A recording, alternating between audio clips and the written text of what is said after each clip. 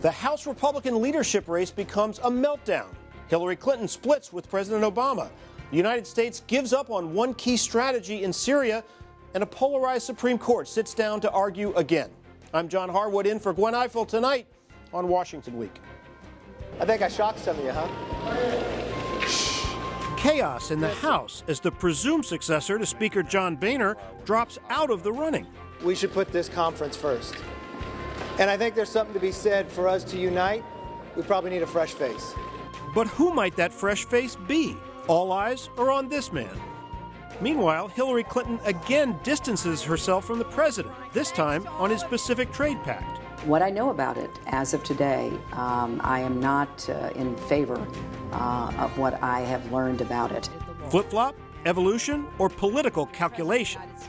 Overseas, the U.S. admits training Syrian rebels against the Assad regime isn't working, while at the same time, Russia steps up its engagement, upsetting the U.S. and its NATO allies.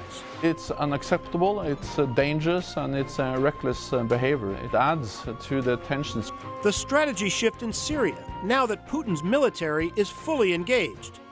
And at the Supreme Court, the first Monday in October brings a docket with politically charged cases on voting rights, affirmative action, and abortion. A look at the new term. Covering the week, Reid Wilson, chief political correspondent and Congress editor for Morning Consult. And Gearan, political correspondent for The Washington Post. Michael Crowley, senior foreign affairs correspondent for Politico. And Joan Biskupic, legal affairs editor for Reuters. Award-winning reporting and analysis. Covering history as it happens. Live from our nation's capital, this is Washington Week with Gwen Ifill. Once again, live from Washington, sitting in for Gwen Ifill this week, John Harwood of CNBC and the New York Times. Good evening. If you were shocked 2 weeks ago when House Speaker John Boehner announced his resignation, well, House Republicans were just getting started. Majority Leader Kevin McCarthy looked like the clear heir apparent, but he angered his party by suggesting in an interview the House Benghazi committee was designed to damage Hillary Clinton politically. And then conservatives revolted. But we were looking at how do we work together. We're looking for a speaker who works with conservatives rather than against us. Those hardliners forced McCarthy to abandon his bid for the speakership, but they attracted acrimony themselves. Should not appease those who make unreasonable demands. There are a number of members of our conference who simply cannot get the yes on anything. That leaves Republicans scrambling and struggling to find a consensus candidate. Now, Reid, this revives memories of the late 1990s when the Republicans lost Newt Gingrich and his successor back-to-back. How did it happen again? It happened again because there is a significant portion of the Republican conference in the House that is simply unwilling to accept that negotiations need to take place between the Republican-led Congress and the Democratic-controlled White House, or the Republican-led House of Representatives and the Senate, where Democrats hold a filibuster-proof minority. It's about whether you negotiate, not about ideology. That's right. It's about agreeing with Democrats to get something done. There are so many big issues that Congress faces right now, must-pass deadlines that are coming up before the end of the year, and a significant number of Republicans have this feeling that their leaders in Congress simply aren't fighting hard enough. That's what cost John Boehner his job 2 weeks ago. It is now what has cost Kevin McCarthy his shot at a speakership, a job that he's wanted for most of his adult life. Which, of course, the fact that it cost McCarthy the speakership keeps John Boehner in the speakership longer. Which is one of the ironies, right? Is that one of the possible outcomes here is that the guy that conservatives really wanted to kick out, John Boehner, is going to be there for possibly another couple of months as they try to figure this all out. So what happens now? I know there's a lot of pressure to have maybe Paul Ryan step in, but if it's him or anyone else, won't they face the same sorts of things that the two past John Boehner and Kevin McCarthy faced? The math is not on their side at the moment. There are 247 Republicans in the House Republican Conference. It requires 218 votes to be elected Speaker of the House. That means you can only lose 29 before you can't be elected Speaker on the first ballot. The conservative House Freedom Caucus said that they would be endorsing a different candidate, Congressman Dan Webster from Florida, over Kevin McCarthy. So McCarthy could have won a majority of House Republicans Republicans, but not necessarily a majority of the House at large. That would have forecasted a floor fight. Now, just in the last couple of days, we've started to hear some House Freedom Caucus members questioning Congressman Paul Ryan's conservative credentials, which leads one to think that he might his honeymoon might be over before it even began. Do you think anyone can do this job? In a word, no. It is very difficult to see how anybody shepherds a very divided Republican conference. On one side, you've got sort of the institutionalists, the people who come to show that the Republican Party is able to govern, is able to pass its legislation, even if President Obama is opposed. On the other hand, you've got some people who want to see President Obama have to veto everything. They want to see the Affordable Care Act. I mean, every Republican in the House wants to see the Affordable Care Act passed. A handful of them, however, recognize that that's not going to happen with President Obama in the White House, with 46 Democrats in the U.S. Senate. There is a divide here between the people who see the political writing on the wall and the people who want to go fight and die on that hill anyway. Reid, to Ann's question, is there any reason to take seriously the idea that you may have, for the first time that I've ever seen, a situation where the majority of Republicans would make common cause with some subgroup of Democrats and elect a speaker who would serve and bypass that rump group that won't go along? That has been suggested by Charlie Dent, the second person you saw in the voiceover there, and they've identified some possible candidates. So there are some members who are retiring who might make for a good temporary speaker at least. Congressman John Klein of Minnesota's name has come up. Congresswoman Candace Miller of Michigan's name has come up, and a few others here and there. But it is possible to get to 218 with Democratic votes if that's just sort of a caretaker position. But remember, though, that the last time we got a caretaker speaker, it turned out to be Dennis Hastert, and he was speaker for 8 years. And what does this all mean for the possibility of a government shutdown, another crisis over the debt limit? Is this chaos going to spill into those really substantive issues? I mean, this is the big threat that the House faces now. The leadership election that was supposed to take place on Thursday would have ultimately led to a new speaker being elected on October 29th. Just a week later, the nation's going to hit its borrowing limit. Now, there is no speaker. There's no speaker other than John Boehner. So there are still these giant, massive deadlines. The Highway Trust Fund is about to run out. The government funding ends on December 11th. There are these huge issues on the table, and nobody who has really grabbed the leadership mantle. The benefit of having John Boehner there, though, is that he can take a lot of political heat and just get everything off the table, and he won't have to answer to a lot of Republicans. Is that what you expect to happen? That's what I expect to happen, at least for the short term, for John Boehner to stick around. And in some cases, that's good news for people who are worried about the country hitting the debt limit. He's able to take the political heat because he's not seeking re-election. Jump on the grenade. Yeah. Reid, thanks very much. Now, what a week for Hillary Clinton. She got a huge political gift from Kevin McCarthy's comments on the Benghazi committee, which she quickly turned into a campaign ad. The Republicans finally admit it. Republican Kevin McCarthy saying the committee investigating Benghazi and Clinton's emails was created to destroy her candidacy. Then, after the president announced completion of his Pacific Trade Pact, Hillary Clinton reversed her previous support and told Judy Woodruff she opposes the deal. Well, I have said from the very beginning that we had to have a trade agreement that would create good American jobs, raise wages, and advance our national security. And I still believe that's the high bar we have to meet. I have been trying to learn as much as I can about the agreement, but I'm worried. And the words that keep ringing in my ear are Hillary Clinton saying gold standard over and over. Yes. What happened? Well, in 2012, when she called this Pacific trade deal the gold standard of modern trade deals, she also specifically said that it would build in job protections. And she is now hanging her reversal on the fact that, according to her, there aren't significant or enough built-in job protections.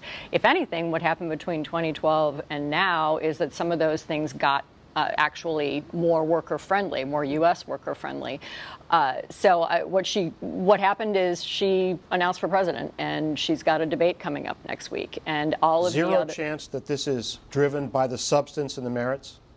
Well, I can only say what she says, which is that it's driven on the substance and the merits. However, there isn't really a specific substantive thing that, forensically, if you go through the deal, that you could point to that would be different enough that it would appear to support that switch. It certainly appears to be a political switch, not unlike the one that she made on NAFTA when she was running in 2007 and 2008.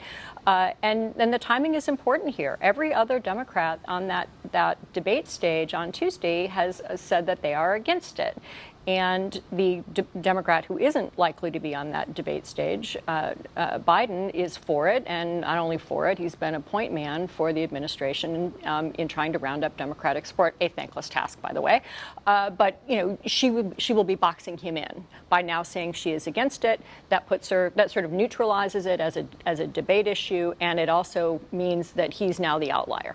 So is this a more significant break from the Obama administration than other past things, that we've talked about on recent shows, on immigration policy or on the health care so-called Cadillac tax? I mean, yes. So this is more meat for her to bring in on Tuesday. Absolutely. That's a really good question. I mean, in several other instances where she has done something different than the White House, it's been different by degree for the most part. She supports almost the entire Affordable Care Act and lauds it to the end of the earth, but she would go against this one piece of it, the Cadillac tax. This isn't about face. This is a 100% rejection of something that not only is it a huge deal for the White House, it's something that she worked on directly and championed when she worked for them as Secretary of State. As they approach next week's debate, how concerned is the Clinton campaign that somebody is going to have a breakout moment, whether it's Bernie Sanders or Martin O'Malley? They're clearly worried about it, and those are the two against whom they are practicing.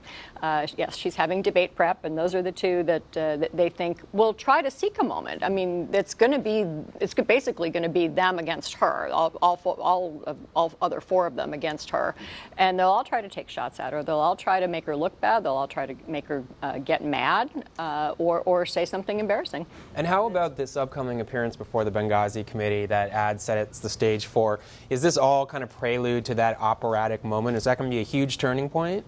Well, I mean, the campaign actually now thinks it's a good thing. I mean, they have sort of pretended to say that it's a good thing in the past. Like, we want to be transparent. She'll go out there. She'll answer every question. She'll stay until, the last dog is dead, all night if they want her to stay. She'll answer every question.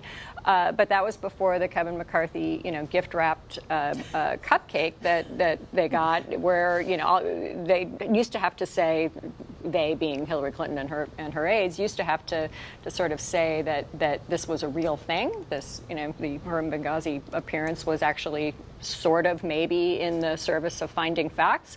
And now they can go back to saying what they really have thought all along, which is that it's a political exercise. And they think she comes out on top. And the other thing that she did this week was announce some Wall Street regulations. That's an issue where she's been flanked to the left by O'Malley and Sanders. Is she now believing that she could actually lose this nomination? We've all been operating under the presumption, of course she's going to be the nominee, and you see these kind of moves and you wonder, are they nervous? Well, they are nervous, and they should be. I mean, she's had a terrible slide in poll numbers in the two states where she's spending the most money and the most time, the first two states that vote. That's been the basis of their campaign strategy, is shore up Iowa and New Hampshire, have a rock solid position in both of those places, and she doesn't. She's losing in New Hampshire and she's barely winning in Iowa. So, I mean, got a bunch of southern primaries after that, though. Absolutely. So now their fallback is, but then every state after that, she's good, and she is ahead in every state after that. And if you look, particularly at the southern Super Tuesday, the March 1st and March 15th states, she's in very good positions there. However, it would not be a good, solid front-running position to go out and lose either or both of the first two states. First test on Tuesday. It's going to be fun to watch. Now, in Syria, the stepped-up Russian military engagement continues to confound the U.S. and its allies. They worry Russia is targeting American-backed foes of the Assad regime instead of the terrorist network that is spread over much of the country. That would put President Obama's objectives at odds with Vladimir Putin's. Then today, Defense Secretary Ashton Carter announced that the American effort to train Syrian rebels isn't working. I wasn't satisfied with the early efforts in that regard, and so we're looking at different ways to achieve basically the same kind of strategic objective, which is the right one, which is to enable capable, motivated forces on the ground to retake territory from ISIL and reclaim Syrian territory from extremism. So, Michael, where does that leave the president's Syria policy? Well, you know, I would say that it would be kind of ending with a whimper, except it's a bang. The bang is Russian bombs and missiles falling on Syria and really confounding the White House. I mean, President Obama over the last couple of years has had two major foreign policy crises. One was the quagmire in Syria. What do you do about it? And the other is Vladimir Putin's aggression in Ukraine. How do you deal with this resurgent Russian nationalism? Well, the two of them have merged in this perfect storm, and there are just no good answers coming out of the White House. I think you have to be sympathetic, even if you think they're not handling it as well as they could. This is so confounding. On that training program in particular, it's been clear for a while that it wasn't working. President Obama announced it a year ago when he announced this. We were leading this multi-nation campaign to try to degrade and destroy ISIS. Primarily, that's been through airstrikes in Iraq and Syria, but we were also going to train these vetted Syrian rebels who we knew were not radicals and send them to the battlefield. Which the White House says, well, we were kind of pushed into that by all of our critics, right?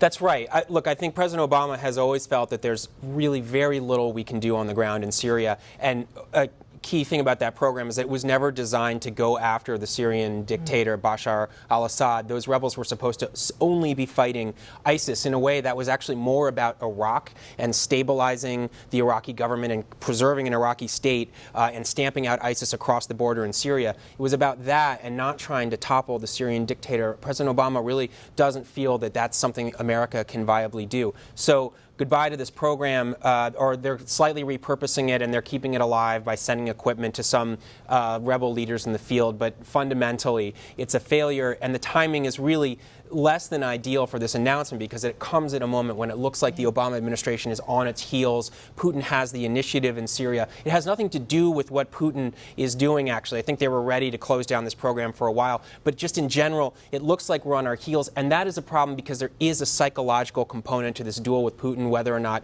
President Obama wants to admit it, and he's losing that psychological war right now. So, does that mean, go ahead, Ann. I was going to say, do you think that the war actually can end during the Obama administration, or is the next president going to have to deal with it?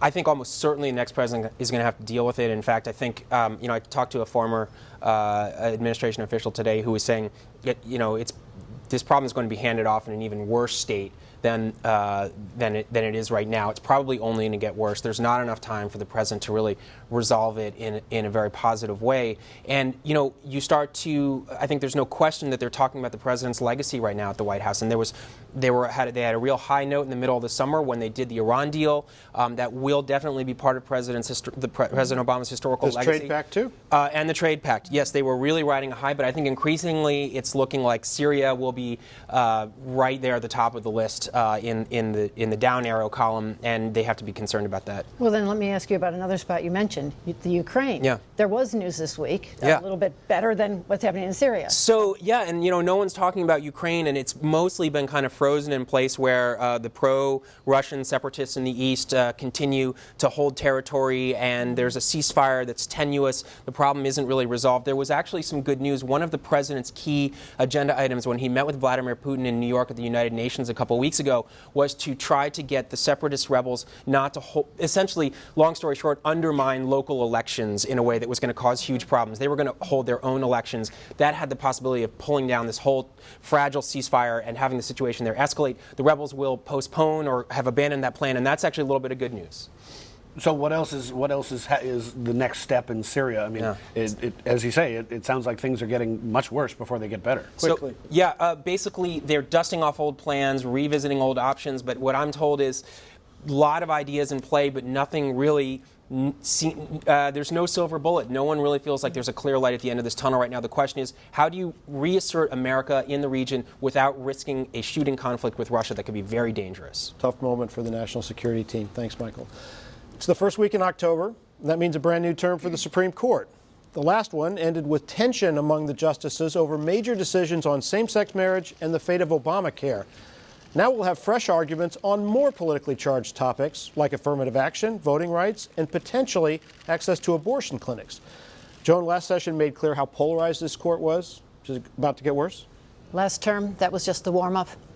We've got, just think of what we've got headed into the election year. As you said, John, abortion could be on the agenda, but we already have affirmative action, voting rights, the power of public sector unions, a lot of big cases already there, with others coming and will be taken all the way through January and all come home to roost in June, right before we're going to have the conventions and then the November election.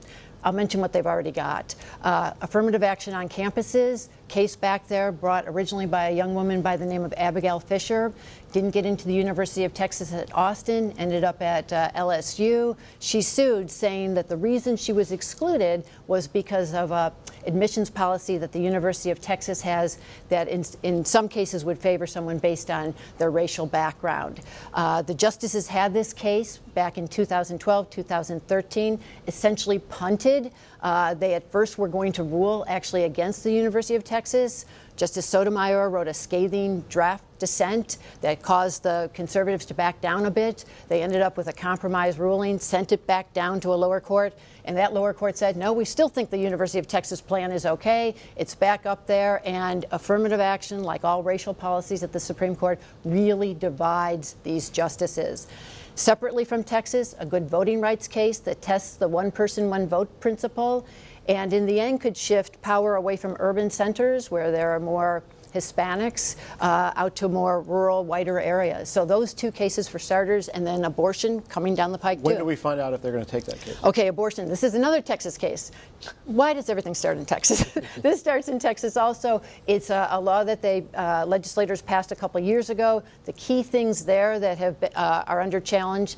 One is that if clinics have to be, physicians who do abortions at clinics have to have admitting privileges at nearby hospitals, and they should be ambulatory surgical centers too. The challengers say, look, this is going to cause so many clinics to shut down. It already has caused some clinics to shut down in Texas. Both sides have now submitted their briefs. The state says, look, we're just interested in the care of women. The challengers say, no, you really want to end abortion. We'll know by the end of the year. A decade ago, when John Roberts was going through his confirmation hearings, he promised he'd be the umpire rather than a partisan judge. Now, though, more Americans than ever think that the court is partisan and polarized. How has his decade on the court changed that? Well, it's been a little bit mixed, but I'm telling you, on things like race, like we have coming up with affirmative action and voting rights, he has been consistently where you would have seen him back in the Ronald Reagan era when he was working for Reagan. He does not like racial classifications. He says that the way to stop discrimination based on race is to stop discriminating based on race. Justice Sotomayor rejoins to that, no, we got to talk about it.